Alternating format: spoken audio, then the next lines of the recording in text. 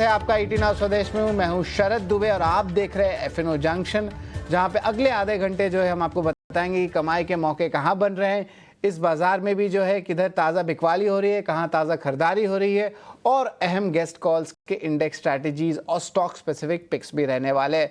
लेकिन एक बार बाजार की रुख की ओर चलते हैं। 2 दिन के अच्छे अपमूव के बाद जो है बाजार एक ब्रीदर ले रहा है, जिस तरह हम ग्लोबल क्यूज और अर्निंग्स ट्रैक करें। लेकिन देखिए निफ्टी जो है डेज लो पे है, लगभग 150 पॉइंट्स का कट आया है। अभी भी वो 25,000 लेवल्स के जो सपोर्ट लेवल्स है उसको मेंटेन करके रखा है, बट जो गिरावट है वो एक इंपॉर्टेंट बात है कि जो गिरावट जो है बढ़ते जा रही है। 150 पॉइंट की जो है गिरावट है। निफ्टी बैंक की भी बात करते हैं तो यहाँ पे भी देखें तो गिरावट देखने मिल रही है। ओवरऑल इंडिसेस में पिछले 3 दिन से एचडीएफसी बैंक और आईसीआईसीआई बैंक अच्छी सपोर्ट कर रहे थे अर्निंग्स के बाद, लेकिन आज देखें तो लगभग 300 पॉइंट्स का गिरावट आया है। 56,900 लेवल्स के ऊपर जो है निफ्टी बैंक ट्रेड कर रहा है, बट अपने जो रिकॉर्ड हाई लेवल्स है वो ज़्यादा दूर भी नहीं है। तो ऑफकोर्स थोड़ी मुनाफा वसूली का जो है थोड़ा मोमेंटम पूरे बाजार में देखने मिल रहा है। आईटी सेगमेंट में जो एक बड़ा गुगली दिया है, निफ्टी आईटी इंडेक्स पे भी एक बार नज़र डालेंगे। इन्फोसिस के नतीजे अच्छा है, लेकिन भारी गिरावट जो आपको आईटी खेमे में देखने मिल रहा है। कहीं पे तो डिलीवरी बेस्ड मूवमेंट भी आ रहा है। निफ्टी आईटी अब 2% गिर गया है। तो यहाँ पे जो है हमारी नज़र रहेगी खास करके इन्फोसिस को लेके, जो डेज लो पे अभी है 1550 लेवल्स पे, और परसिस्टेंस और कोफोज इन दोनों मिड कैप अर्निंग्स की भी बात करें तो यहाँ पे भी जो भारी गिरावट है। मिक्स सेट ऑफ अर्निंग्स आई है, लेकिन इंस्टीट्यूशनल सेलिंग आ रही है, तो इस पे भी हमारी नज़र रहेगी। और खास एक रिसर्च भी मैं लेके आने वाला हूँ आने वाले समय में। लेकिन विक्स की भी बात कर लेते हैं। तो विक्स जो है अभी भी उतना ज़्यादा आप मूव नहीं दिखा रहा है, और जब तक ये विक्स 14-15 के लेवल्स के नहीं आता तब तक एक ट्रेडर्स मार्केट नहीं बनती। लेकिन आज हल्का स्पाइक आया है, अभी भी कंफर्टेबल है, 11 के नीचे है। और वही अगर हम बात करें ब्रॉडर इंडेक्सेस की, तो यहाँ पे जो है आप देख सकते हैं थोड़ी इवन स्टीवेंस है, लेकिन टूवर्ड्स द बेयर साइड ज़्यादा झुकाव देखने मिल रहा है। मिड कैप इंडेक्स की बात करें डेज लो पे 400 पॉइंट गिरा है। स्मॉल कैप इंडेक्स में भी गिरावट देखने मिल रही है। और अगर बात करें आप एडवांस डिक्लाइन रेशियो की, तो वायदे बाजार की भी लीजिए, बीएससी की भी लीजिए, एनएससी की भी लीजिए, तीनों ही सेगमेंट्स में जो है बिकवाली ज़्यादा देखने को मिल रही है। डायरेक्टर साहब एक बार एडवांस डिक्लाइन रेशियो का प्लेट फायर करें तो यहाँ पे हमें क्लैरिटी देखने मिलेगा कि किस तरह मूवमेंट जो है ब्रॉडर इंडेसेस में। तो सपोर्ट जो है ब्रॉडर इंडेसेस का धीरे धीरे करके कम हो रहा है। लेकिन इस बात को जो है आगे बढ़ाते हैं, बाजार में तो थोड़ी सी जो है आप कह सकते हैं गिरावट ज़रूर आ रही है। लेकिन आप सहज हमारे साथ अब जुड़ने वाले हैं। गुड मॉर्निंग सहज। बाजार की तो अभी शुरुआत जो है आज एक्सपेक्टेड थी कि शॉर्ट कवरिंग का बेसिक्स रहेगा शुरुआत में, लेकिन ये पूरा एक रिवर्सल देखने मिला। सबसे बड़ा गुगली तो आईटी खेमे ने हमें दिया है, और बहुत सारे लॉन्ग्स शायद जो होंगे रिवर्सल्स है कि नहीं, तो उसमें एक बड़ी लॉसेस शायद रिटेल इन्वेस्टर्स को होंगे। आप कैसे देख रहे हैं अभी बाजार की चाल को? ऑफ कोर्स थोड़ा सा एक रेस्ट का मोड ज़रूर आ गया है, और वो होना भी चाहिए। अब नेक्स्ट वीक जो है मंथली एक्सपायरी, और आज भी निफ्टी वीकली एक्सपायरी है, तो दोनों वॉलेटाइल सेशंस में भी जो है एक ब्रीदर बाजार को मिल रहा है। अगर उस एंगल से देखें, निफ्टी बैंक फ्रेश शॉट्स आ रहे हैं। सच बताएं जी। First of all very very good morning आपको और सभी दर्शकों को। कल के क्लोजिंग के टाइम पे ऐसा ही लग रहा था कि मार्केट एक आपका 25,250 के लेवल के आसपास आके क्लोज हुआ। सेंटिमेंट पॉजिटिव था और लग रहा था कि एक ब्रेकआउट देगा, बट आई थिंक कहीं ना कहीं आईटी सेक्टर ने थोड़ा सा मामला आज के लिए बिगाड़ दिया है। ये कंसिडर करते हुए मुझे लग रहा है मार्केट अभी भी एक रेंज में रहना चाहता है, जहां पे 24,800 नीचे के तरफ एक बहुत बड़ा सपोर्ट लेवल है, और ऊपर की तरफ में 25,250 हम पिछले 2 या 3 हफ्तों से क्रॉस नहीं कर पा रहे हैं। तो आई थिंक रेंज बाउंड होने की पॉसिबिलिटी है, और क्रिटिकल लेवल्स जहां से वोलेटिलिटी बढ़ सकती है वो आपका है 24,800 नीचे के तरफ पर, और 25,250 ऊपर के तरफ पर। हालांकि जो सेटअप और डेटा है वो हमारा यही सजेस्ट कर रहा है कि वोलेटिलिटी हो सकती है, but I think sustain downside की पॉसिबिलिटी कम है। इसलिए काफी उम्मीद है कि 24,800 का लेवल आपका टिक जाएगा और वहां से मार्केट दोबारा एक बाउंस दे सकता है। साथ ही साथ में पिछले हफ्ते में अगर आप देखेंगे तो बैंक निफ्टी ने काफी बेहतरीन रिकवरी दिखाई। इनफैक्ट निफ्टी के चाल से पहले बैंक निफ्टी ने अपनी चाल चली और 57,200 तक के लेवल के पास गया, और उसने भी अपना जो सपोर्ट लेवल है 56,200 का उसको ऑनर किया। तो लग तो यही रहा है कि मोमेंटम लेवल्स अभी तक ब्रीच नहीं हुए हैं, सेटअप पॉजिटिव है। इसके लिए हम ओवरऑल व्यू अपना अपना पॉजिटिव रखना चाहते हैं। हालांकि यदि एक्सपायरी स्पेसिफिक बात करें हम, तो निफ्टी ने आज कल के लो के नीचे आवरली बेसिस पर क्लोजिंग दे दी है। कल का लो था आपका 25,080 का, और अभी आपसे बात करने के कुछ मिनट पहले ही मार्केट ने आवरली क्लोजिंग बेसिस पर वो लेवल तोड़ दिया है। यूजुअली वो आपका ये इंडिकेट करता है कि आज के दिन में कोई बहुत स्ट्रॉन्ग रिकवरी मत एक्सपेक्ट कीजिए और लिमिटेड अपसाइड का दिन रहेगा। तो आज के लिए और मे बी एक आध दिन के लिए हम थोड़ा सा वोलेटिलिटी, डाउनसाइड प्रेशर एक्सपेक्ट कर सकते हैं, पर सपोर्ट हम बरकरार रख रहे हैं 24,800 का, जिसपे हमें काफी उम्मीद है कि वो सपोर्ट मार्केट नहीं ब्रेक करेगा और दोबारा 25,250 की चाल चलेगा। उसके बाद ऊपर की तरफ में मोमेंटम आने की आवश्यकता काफी बढ़ जाती है। तो बिल्कुल तो सहज इसे buy in the dips market वापस से कहेंगे, जो लास्ट वीक का हमारा जो स्टांस था वो हम कह सकते हैं अभी। जी जी जी, 24,800 जब तक नहीं टूटता है तब तक मैं वो अपना स्टैंस मेंटेन करना चाहूंगा, क्योंकि शॉर्ट टर्म पैरामीटर्स जिस हिसाब से बिल्डअप हुए हैं वो तो यही सजेस्ट कर रहे हैं कि वोलेटिलिटी रह सकती है, बट ओवरऑल आप 24,800 के साथ बाय ऑन डिप्स का ध्यान रखिए। बिल्कुल 24,800 का लेवल बाय ऑन डिप्स की रणनीति, और इस पे भी जो है हम खास चर्चा करने वाले हैं ताज़ा खरीदारी और बिकॉल शेयर्स पे। लेकिन एक बार डायरेक्टर साहब चढ़ने वाले और गिरने वाले शेयर्स पे भी नज़र डालते हैं। इटर्नल पेटीएम यहाँ पे देखें तो अच्छी मोमेंटम देखने मिल रही है। इटर्नल ऑफकोर्स अर्निंग्स के बाद फिर स्टॉक 20% ऊपर है। वही फोर्टिस हेल्थ में जो एक अच्छी वॉल्यूम्स में पिकअप आ रही है, तो इस पर भी हमारी नज़र रहेगी। इंटरेस्टिंगली डॉक्टर रेड्डीज़ नतीजे उतने खास थे नहीं, मतलब मिले जुले जैसे कहेंगे, टुवर्ड्स द वीकेस्ट साइड। लेकिन जो इंडिया बिजनेस को लेके गाइडेंस है, सेमीग्लूटाइड जो एक वेट लॉस ड्रग है, उस पर जो टिप्पणी आई है, जो अपने आप को शामिल करेंगे, उससे बाजार इसको बहुत अच्छा अपमूव दे रहा है और बाकी फार्मा स्टॉक्स में भी एक अच्छी मोमेंटम देखने मिल रही है।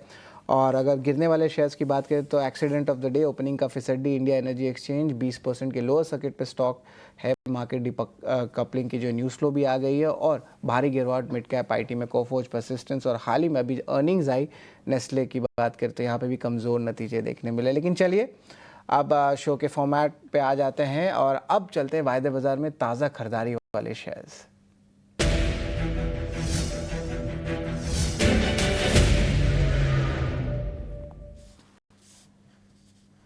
और ताज़ा बिल्डअप की जो है स्टॉक्स के बिल्डअप की बात करें तो यहाँ पे लॉन्ग बिल्डअप में टाटा कंज्यूमर आ रहा है, इटर्नल देखने मिल रहा है, max health, Paytm. Eternal Paytm पे हम चर्चा कर दिए हैं। मैक्स हेल्थ जो है वापस एक छोटे कंसोलिडेशन के बाद एक थोड़ी सी अपमूव देखने मिल रही है। डोमेस्टिक फेसिंग हेल्थ कंपनीज पे तो हमने बुलिश नज़रिया बता ही दिया था दर्शकों को बहुत दिन पहले। लेकिन सहज अगर चूज़ करना हो तो मैक्स हेल्थ पे आपकी जो है व्यू मैं पहले लूँगा, फिर हम आएंगे बाकी सारे स्टॉक्स पे। ज़रा बताएं। जी, आई थिंक मैक्स हेल्थ बाकी स्टॉक्स के कंपैरिजन में काफी वेल प्लेस्ड है। इसने एक आपको कुछ दिनों पहले आई थिंक जून के मिड में एक ब्रेकआउट दिया था 1230 के लेवल का। यूजुअली क्योंकि ये ब्रेकआउट भी बहुत लंबे समय का था, दिसंबर का जो टॉप था उसको हमने अभी जून में निकाला। तो ऐसे ब्रेकआउट के बाद में यूजुअली आप वेट करते हैं कि थोड़ा पुल बैक आए, और वो पुल बैक एक्चुअली एक बेहतरीन बाइंग अपॉर्चुनिटी होती है स्टॉक में एंटर करने के लिए। तो मेरे हिसाब से इस समय पर मैक्स हेल्थ काफी वेल प्लेस्ड है। 1250 1260 के बीच में मैं सजेस्ट करूंगा इसको लेने के लिए, 1210 के स्टॉप लॉस के साथ, और ऊपर की तरफ में 1320 इसका इनिशियल टारगेट रहेगा। आई थिंक काफी वेल प्लेस्ड है, और risk reward wise relatively safety factor इसमें थोड़ा ज्यादा दिख रहा है। आप सही कह रहे हैं, रिस्क रिवॉर्ड बढ़िया है मैक्स हेल्थ केयर का। पोजिशनली भी एक अच्छा सेटअप देखने मिल रहा है करंट लेवल्स पे। टारगेट 1320 का है, स्टॉप लॉस 1210 का है। इटर्नल और पेटीएम दोनों स्टॉक्स में एक अच्छी तेज़ी देखने मिल गई है। अब तो एक राउंड में कंसोलिडेशन भी हो सकता है आगे जाते हुए, या मोमेंटम थोड़ा लूज आउट भी हो सकता है, इसलिए इन स्टॉक्स पे डिस्कस नहीं करते हैं। टाटा कंज्यूमर की बात करें तो एफएमसीजी स्पेस में ऑफकोर्स बाइंग आ रही है, बट उतनी भी खास चार्ट्स लग नहीं रही है। सहज अब जो है थोड़े से शॉर्ट कवरिंग वाले शेयर्स की तरफ भी अब चलते हैं, क्योंकि इस लिस्ट में जो है कमाई के मौके ढूंढना बहुत ज़रूरी होता है, और हर स्टॉक पे ट्रेड लेना भी कोई खास ट्रेड होता नहीं है। लेकिन शॉर्ट कवरिंग में देखें तो डॉक्टर रेड्डीज़ मेरे नज़र में 3% ऊपर है। माझगांव डॉक बहुत दिन बाद जो है ये खेमा जो है बस कर रहा है। जियो फाइनेंशियल सर्विस यहाँ पे सस्टेन मोमेंटम देखने मिल रही है, 290-300 का अगर सपोर्ट लेवल्स मेंटेन करता है। तो मेरी सवाल जियो फाइनेंशियल सर्विसेज से शुरू होती है। सहज यहाँ पे क्या लेवल्स आप देख रहे हैं? इसके अर्निंग्स आ गए, इसके के स्ट्रैटेजिक अनाउंसमेंट्स 2-3 आ गए, लेकिन ये स्टॉक गिर नहीं रहा है, मतलब मेंटेन करके रखा है। ऑफकोर्स रिलायंस के साथ भी कभी कभी डाइवर्जेंस आ जाता है, लेकिन अब देखिए जियो फाइनेंशियल सर्विस पर आपकी क्या राय रहेगी? जी, इसका एक प्रीवियस जो बॉटम था स्टॉक का 2024 का, वो आपका प्लेस था कहीं ना कहीं 300 और 310 के बीच में। और हाल फिलहाल में जुलाई के शुरुआत में स्टॉक ने वो लेवल को पियर्स करके ऊपर ब्रेकआउट दिया, और अब वो लेवल जो पिछला एक आपका रेजिस्टेंस था वो अब आपका नया सपोर्ट बन जाएगा। तो मुझे लग रहा है 300 का इसका काफी स्ट्रॉन्ग सपोर्ट लेवल आप मान के चल सकते हैं। तो बाय ऑन डिप्स की रणनीति आप इसमें रख सकते हैं। 305 310 के बीच में इसको आप बाई कीजिए। फिलहाल ये वाले प्राइस पे थोड़ा सा मैं वेट एंड वॉच करूंगा, और 290 का स्टॉप लॉस रख के दोबारा ये स्टॉक मोमेंटम में 335 340 की तरफ जाने की क्षमता रखता है। तो थोड़ा सा डिप आता है तो मैं लेने में ज्यादा कंफर्टेबल रहूंगा, और 290 का स्टॉप लॉस इसमें रख सकते हैं। बिल्कुल।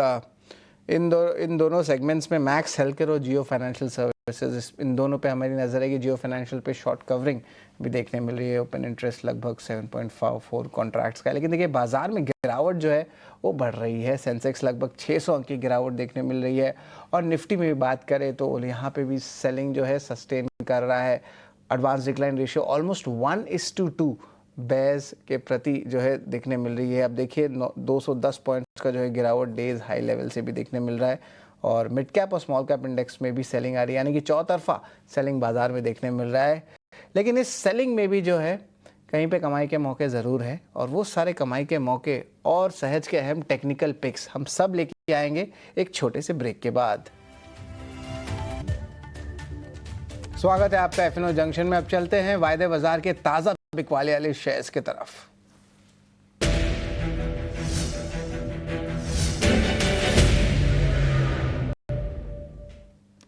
तो शॉर्ट बिल्डअप वाले स्टॉक्स पे बात करें तो यहाँ पे कोई जो है सेकंड गेस नहीं रहेगा। वही दो स्टॉक्स है, परसिस्टेंट, स्कोफोर्ज और एमजीएल।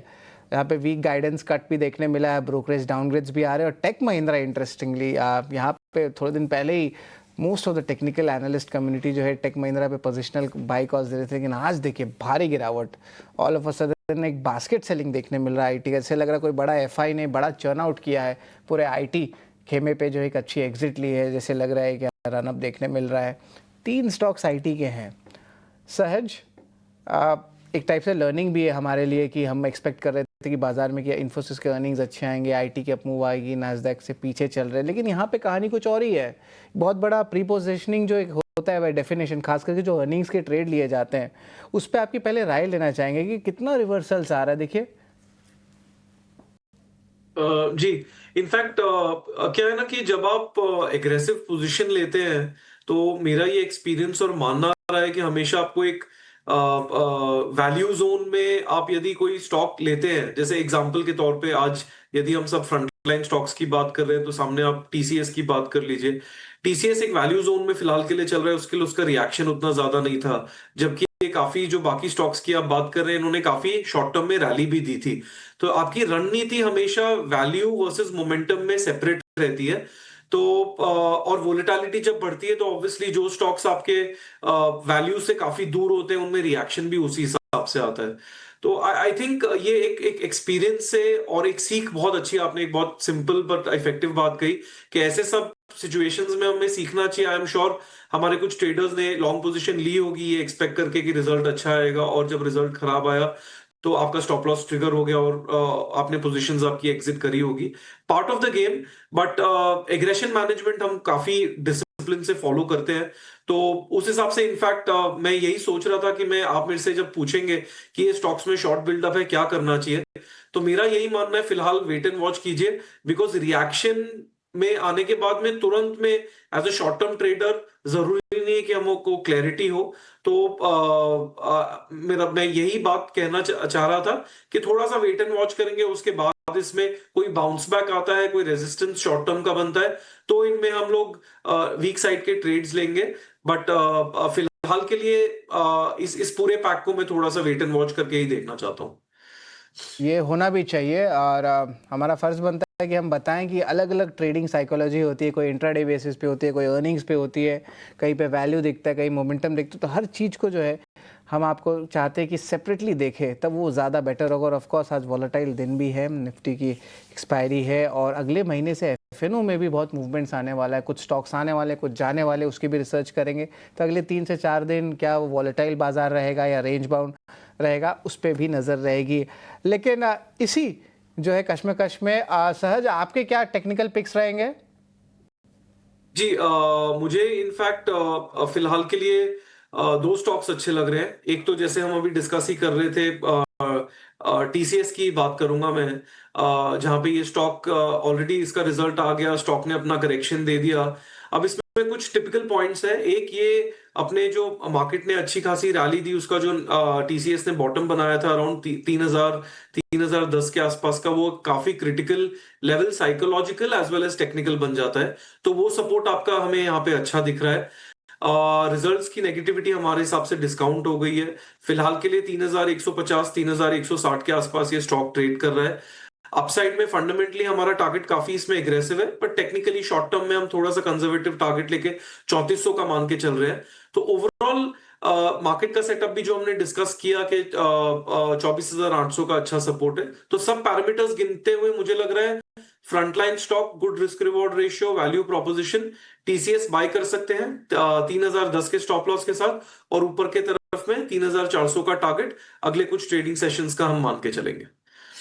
और टीसीएस के अलावा सहज एक और स्टॉक है आपके नज़र में?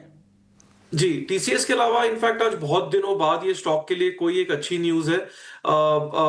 आपका यूरोप ईयू में टैरिफ का सेटलमेंट होने का चांस है, कहीं ना कहीं एक क्लैरिटी मिलने की बात है।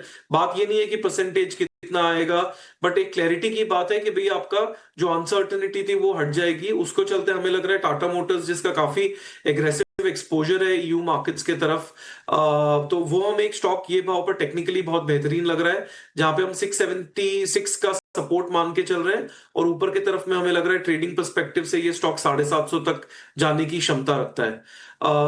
मल्टी टाइम फ्रेम का बॉटम है इसके अंदर, मोमेंटम बहुत दिनों बाद दिख रहा है, और कंसोलिडेशन हुआ है इसमें, और क्लैरिटी जैसे मैंने आपको बताया थोड़ी सी फंडामेंटल लेवल पे है। तो उस हिसाब से 676 के स्टॉप लॉस के साथ 750 का टारगेट हम ये स्टॉक में ट्रेडिंग पर्सपेक्टिव से एंटिसिपेट कर रहे हैं। बिल्कुल, दोनों ही टाटा ग्रुप के स्टॉक्स है, TCS value by Tata Motors. यहाँ पे इंटरनेशनली जो है ऑफ कोर्स सहज बता रहे थे कि यूरोपियन यूनियन के साथ ट्रेड टैरिफ में जो क्लैरिटी देखने मिल रही है, और 2 दिन पहले हमने भी आपको बताया था कि इनका एक बेनिफिट इंडिया यूके एफटीए में हो सकता है जेएलआर के मार्केट्स को लेके खास करके। तो जो जेएलआर का बिजनेस है 80% ऑलमोस्ट कंट्रीब्यूट करता है बिट्टा वाइज से, तो ये जेएलआर के लिए बहुत इंपॉर्टेंट खबर है। इसलिए 2 दिन से एक अच्छी रैली 5% ऊपर टाटा मोटर्स में भी हमें देखने मिल रही है।